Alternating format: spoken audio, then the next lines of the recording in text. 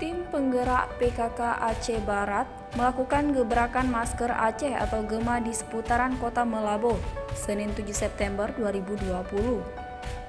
Dalam kesempatan tersebut, tim PKK Aceh Barat membagikan masker kepada masyarakat, baik di jalan maupun di rumah-rumah masyarakat, sekaligus mensosialisasikan dan mengajak masyarakat menggunakan masker.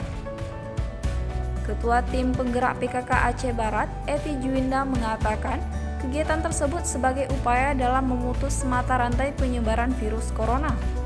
Evi berharap kegiatan gebrak masker tersebut dapat menggerakkan masyarakat untuk disiplin menerapkan protokol kesehatan, yakni dengan memakai masker dan cuci tangan, menjaga jarak minimal 1,5 meter, serta berzikir dan berdoa kepada Allah SWT agar pandemi COVID-19 ini segera berakhir.